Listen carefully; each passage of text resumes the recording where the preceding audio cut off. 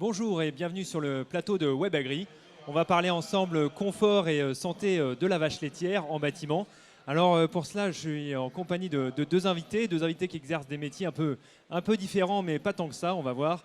Alors tout d'abord Lucas Fabosi, qui est docteur vétérinaire dans les Deux-Sèvres, et Jean-Vincent Bioré, directeur de la société Bioré Agri, qu'on connaît bien pour toute sa large gamme de matériel dédié au confort de la vache laitière et des bovins en général. Alors, première question pour Lucas Fabosi. Donc, vous êtes vétérinaire, vous, dans les Deux-Sèvres, et vous faites uniquement du conseil et du suivi d'élevage, c'est ça?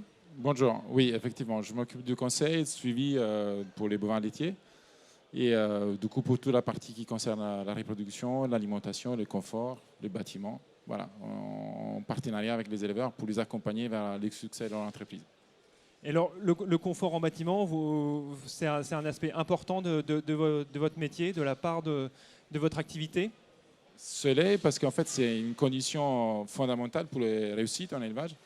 Donc les conforts, effectivement, dans tous ces aspects, que ce soit la circulation, l'accès à l'abreuvement, l'accès à la nourriture, la lumière, la luminosité, les temps disponibles pour la vache, l'espace de vie, ainsi de suite. Donc ça fait partie intégrante de mon travail. Et alors, vous faites partie d'une démarche qu'on appelle la démarche API, qui a été inventée par Obion. Est-ce que vous pouvez nous en parler? C'est quoi cette idée-là? Alors l'idée, c'est de assurer la réussite dans l'élevage, les bonheurs des animaux et les bonheurs des éleveurs. Parce qu'en fait, d'un notre point de vue, les bonheurs de l'animal fait les bonheurs du bonhomme, et ainsi de suite. Et on met tous les facteurs de réussite de notre côté pour que cela puisse marcher. C'est-à-dire qu'on s'occupe des aspects de santé, prévention, alimentation, reproduction, confort, dans un partenariat avec les éleveurs pour les accompagner à les différentes étapes vers la réussite et le succès. Quelque part, en fait, on s'occupe essentiellement, notre travail en tant que vétérinaire, on considère c'est la santé, et c'est l'épanouissement, c'est la réussite des éleveurs. Et on fait de ça, en fait, une activité quotidienne dans le cadre de contrats de suivi avec les éleveurs. Jean-Vincent Bioré, quand on parle de démarche API et de succès des éleveurs, ça doit vous parler, ça, comme concept? Disons que la façon dont on s'est rencontrés, c'est un petit peu comme ça.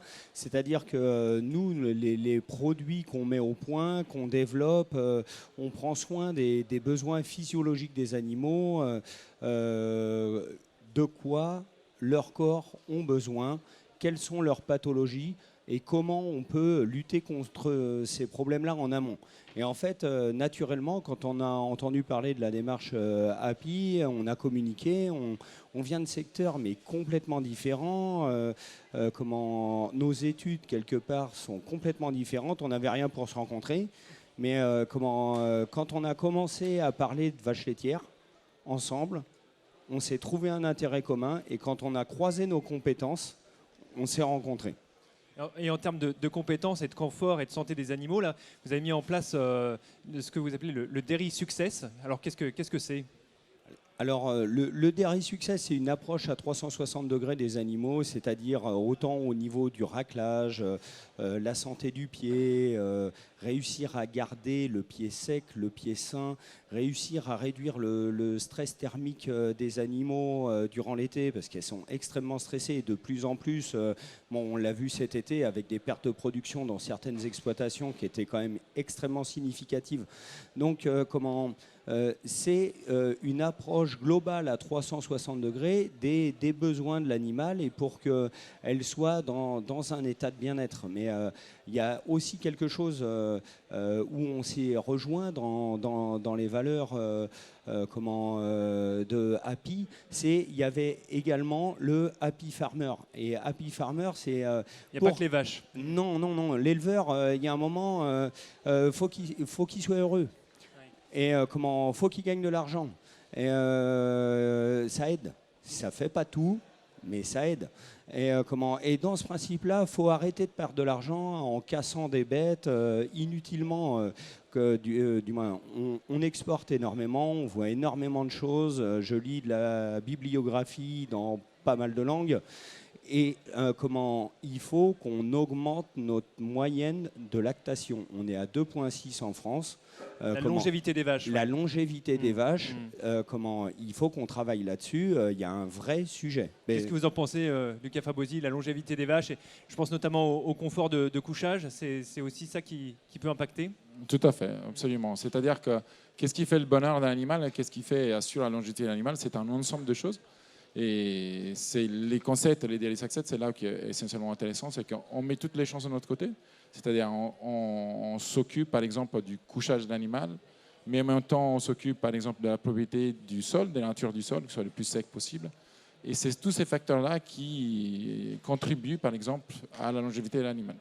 Justement, là, Lucas Fabosi a parlé de la nature du sol. Ça, c'est quelque chose que vous avez beaucoup travaillé chez Bioré. Les types de sol, l'assèchement. Alors, comment on est parti d'un constat simple. Hein. Il y a eu plusieurs études en France, comment hyper complètes, type Génosanté, qui a une étude complète avec parage des pattes avant, pattes arrière, en relevant sur des iPads l'intégralité des lésions des animaux, le nombre en pourcentage de pathologies pour 100 animaux. Et en fait, quand on regarde précisément les choses, il y a plusieurs impacts, mais le premier ennemi, c'est l'humidité. C'est l'humidité, oui. Ouais. Mmh. Donc, chasser l'humidité du bâtiment et de la logette. Quoi. Exactement. Et en fait, il y a énormément de facteurs qui sont liés à ça. Donc, la dermatite digitée, tout le monde connaît maintenant, la mortellaro pour certains qui disent. Derrière, il y a les mammites. Favoriser le couchage, par exemple, ça veut dire aussi résoudre les problèmes des pieds, en tout cas diminuer les problèmes des pieds. Parce que quand on est couché, une vache a aux pieds au sec, par exemple, si le couchage est bien conçu. Donc favoriser une bonne logette, un bon couchage avec des bons réglages participe évidemment à la réduction de problèmes des pieds. Un sol sec, la nature du sol a un impact extraordinaire sur la santé du pied, et ainsi de suite. Donc voilà, c'est tous les différents facteurs qui contribuent à la santé de l'animal. Voilà, et dans nos études, donc on a fait des espèces de petits canaux, on appelle le produit le Magellan, c'est des rainures qui sont faites pour... Donc sur un tapis au sol. Hein. Sur un tapis au sol, pour réussir à drainer l'urine qui tombe sur le sol. Et ce qu'on a découvert, et en fait personne n'avait mis ça en lumière avant, c'est que les animaux, dans ce qu'ils ingèrent, il y a des petits cailloux qui viennent des couloirs d'alimentation, du foin, exactement, d'un peu partout. Et quand ça tombe sur les bétons, les bêtes montent dessus, elles s'impactent la sol, c'est des ulcères, c'est des boiteries, et ainsi juste pour des petits cailloux. Et à partir du moment où tu mets les rainures, les petits cailloux, ils tombent dans la rainure et l'animal, il est indemne. D'accord. Ça, c'est des choses que vous avez vraiment mesurées en élevage, non? Vous, qu'est-ce que vous mesurez justement sur cet impact de différents types de sols ou différents types de couchage? Nous, on commence toujours par un audit d'élevage, un audit complète. Donc, on mesure différents indicateurs, les états corporels, les remplissages ruminal, par exemple, les notes de propriété, l'angulation, les lésions, les blessures. On prend les réglages des logettes, on mesure l'ambiance du bâtiment, sa luminosité, la ventilation, le problème d'autres problèmes qui peuvent être, l'abreuvement, ainsi de suite. Et comme ça, ça nous permet de faire une photo du jour de départ, par exemple, d'une installation X ou Y, et ensuite faire une évolution, un suivi de l'évolution de manière objective, parce que finalement, si on ne mesure pas de manière objective, on ne peut pas tirer des conclusions. Et le but étant de rendre l'animal heureux et l'éleveur aussi, on est obligé de mesurer de façon objective si on peut vraiment aller vers des améliorations durables. Chez Bioré, vous êtes allé encore plus loin là, sur la partie locomotion. Avec, là, vous travaillez, c'est encore un peu à l'état de prototype, mais le Bacti Control. Alors, qu'est-ce que c'est? Alors, l'idée, c'est de mettre des bactéries dans le bâtiment. Ça marche, hein? Alors, tout à fait, mais je voudrais revenir juste sur un point là, c'est que, en fait, ils ont ce qui m'a attiré, c'est qu'ils ont un audit qui est sur 145 ou 150 points, et quelle que soit la personne qui va faire l'audit, ça sera le même, avec les mêmes critères, qui a le même protocole, qui va arriver au même résultat. Et donc, quelqu'un qui fait ça dans le nord de la France, dans le sud, dans l'est, dans l'ouest, arrivera à la même chose.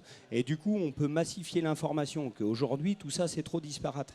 Alors ça, c'était pour la petite parenthèse, et c'est pourquoi, finalement, on a réussi à s'entendre. Et en ce qui concerne le Bacti-Control, bon, une fois qu'on a asséché, comme on a dit, on a enlevé les petits cailloux, bon, ça c'est super, mais le tréponème, qui est responsable de la maladie de Mortellaro, c'est une bactérie. En fait, le problème, c'est qu'elle colonise le sol. Donc, on a créé une marge d'alimentation, c'est-à-dire une surélévation où on pose l'animal devant les cornadis. Devant les cornadis, ouais. Voilà. Et on sait tous que l'animal va aller se restaurer, si on peut dire, s'alimenter 4 à 5 heures par jour. Donc c'est 4 à 5 heures les pieds devant au sec finalement. Voilà. C'est déjà ça de prix. C'est déjà ça de prix. Ouais. Hein, c'est ça. Et en ce qui concerne les pattes arrière, en fait, on dissémine ce qu'on appelle une bactérie qui s'appelle Bacillus tous les 2 jours. Au bon grammage par rapport au nombre de mètres carrés, et ainsi de suite. Et on utilise les pattes arrière des animaux comme vecteur de dissémination des bactéries sur l'intégralité des sols. D'accord. Donc, il n'y a pas de désinfection. C'est-à-dire, on sature l'environnement en bactéries positives, ce qui fait que la bactérie responsable de la Mortellaro, le tréponème, se trouve dans une concentration tellement basse qu'elle n'arrive plus à attaquer. Peut-être que Lucas peut préciser. Lucas Fabosi, c'est réel ces histoires de ensemencer des bactéries dans un univers qui est déjà rempli de bactéries, ça peut faire quelque chose Il y a de la littérature abondante sur l'action des bactéries lyophilisées, sur la gestion, contribuer à la gestion de la maladie de Mortellaro dermatite. Il y a des études qui ont été faites par exemple par l'école Veto de Nantes récemment, l'école Veto de Toulouse qui sont disponibles. Et là où c'est intéressant, c'est encore une fois mettre toutes les chances de son côté, c'est-à-dire que la dermatite, en fait, elle a besoin d'humidité et de saleté pour pouvoir proliférer. Donc là, avec un système dans lequel on favorise les couchages des animaux, on réduit ces problèmes-là. Si on a un tapis drainant, comme les tapis Magellan, ça permet aussi de réduire les métaux en bâtiment. Et aller ensemencer directement les pattes avec des bonnes bactéries, ça participe effectivement à la maîtrise du tréponème, donc on utilise la dermatite ajustée. Donc c'est une excellente idée. Ça existe déjà en pédiluve. On sait le problème du pédiluve. Souvent, voilà, les remèdes sont pires que le mal, parce qu'au niveau de propriété, c'est difficile à maîtriser. Et là, voilà, on s'affranchit de ce problème-là en allant ensemencer directement au pied des animaux. Il y a un autre point du confort que je voudrais aborder, c'est le confort thermique. Alors, et Bioré a pas mal travaillé là-dessus. Là, cet été, je pense que tout le monde a bien vu qu'il faisait chaud. Vous, chez Bioré, vous avez mis en place un système de logettes qui refroidissent les vaches. Expliquez-nous. Alors, grosso modo, ce système-là, c'est ce qu'on appelle l'aquaclim. C'est un matelas à eau dans lequel on fait passer des tubes, on récupère la chaleur de la poche d'eau et ensuite on la dissipe. Alors soit on crée l'année dernière on a eu un InnoveSpace là-dessus, soit on crée de l'eau chaude en la passant dans une pompe à chaleur et auquel cas ça c'est bénéfique. C'est une nouvelle éco-énergie, on appelle ça de la zoothermie. Et on a inventé le mot, hein. C'est la géothermie ça existait, la zoothermie on a inventé le mot. Mais on peut prendre la chaleur des vaches pour l'amener dans un bâtiment, faire chauffer une maison ou un méthaniseur ou autre chose. Ouais. Tout à fait. Même une serre, si vous voulez faire pousser des tomates. Grosso modo, une vache laitière. Alors, on a installé à Guémené-Pinfo 180 vaches. En mars là. Donc durant tout l'été, on a mis des sondes pour calculer réellement scientifiquement et précisément qu'est-ce qu'on était capable de retirer de l'animal. Et en fait, ça se situe entre 120 et 180 watts. On retire des watts. En fait, ouais, on a un radiateur qui est la vache et on pompe des calories, quoi. C'est ça. C'est exactement ça. En fait, la vache laitière a besoin en permanence du fait de sa rumination. Quand elle craque la protéine dans le rumen, elle crée de la chaleur. Elle a besoin d'extraire. Elle sue pas. Nous, on sue. Du moins, l'homme est bien designé. Nous, on sue, il y a un petit coup de vent, on a le rafraîchissement intégré. Ouais. Alors que la vache laitière, c'est comme un chien, si vous voulez, ça passe par la bouche. Et à mon avis... C'est quoi la température de confort d'une vache à peu près? Une vache se trouve bien en température comprise entre 5 et 7 degrés. C'est sa température idéale. Degrés, ouais. Donc quand il fait 40, pas ventilé... Voilà, de toute façon, je veux dire, dans nos latitudes, désormais, on est confronté à des problèmes de stress sismique tous les ans qui ont un impact terrible sur la production. C'est que la partie visible de l'iceberg, parce qu'au niveau de la santé, de la reproduction, on n'en parle même pas. De la longévité des animaux, c'est vraiment terrible. Et donc, maîtriser ou contribuer à la maîtrise du stress thermique, c'est fondamental. Aujourd'hui, c'est inimaginable malheureusement, sur la plupart du bâtiment, de compter que sur la ventilation naturelle. Donc c'est fort important de réfléchir à la ventilation dynamique. Ventilation mécanique. Et alors pour terminer, donc cet élevage, qu'est-ce que vous avez pu mesurer comme résultat final? Si vous voulez, pour la production laitière, je veux dire. Oui, tout à fait. Grosso modo, sur 180 vaches par semaine, si on met ça en euros, parce qu'on a dit happy farmer, donc des éleveurs heureux, sur 180 vaches, on était à la semaine entre 1300 et 1400 euros de gains pour l'éleveur, c'est-à-dire de lait qu'il n'a pas perdu. On était en train d'aller en pic de stress 86 de THI. On perdait 86 de THI, c'est très élevé. Alors 86 de THI, là, moi je suis pas extrêmement élevé. Oui, les vaches sont déjà en souffrance à partir de 65-67 de THI, donc voilà, c'est vraiment des extrêmes. Oui, mais on a eu 2 vagues d'extrêmes, deux vagues de chaleur énormes cet été, et on a mis tout ça sur surveillance et on a demandé à Météo France après la température, l'humidité, à Guémené-Pinfo de manière très très précise. Et donc Météo France nous les a aimablement fournis. Et donc on a pu réussir à calculer exactement ce que les animaux, l'impact de la climatisation des matelas sur les animaux. Donc ils ont perdu du lait ou un petit peu? Alors grosso modo, la conclusion de la chose, c'est que jusqu'à 82 de THI, l'aquaclim, ça va. Après, il faut de la ventilation dynamique. Et l'élevage en question n'en était pas équipé. Donc, c'est pas aquaclim ou ventilation, c'est aquaclim et ventilation. On va terminer là-dessus. Je vous remercie, messieurs. Et puis, vous pourrez retrouver de nombreux articles sur le confort des bovins dans les bâtiments sur webagri.fr. Merci. Merci. Merci.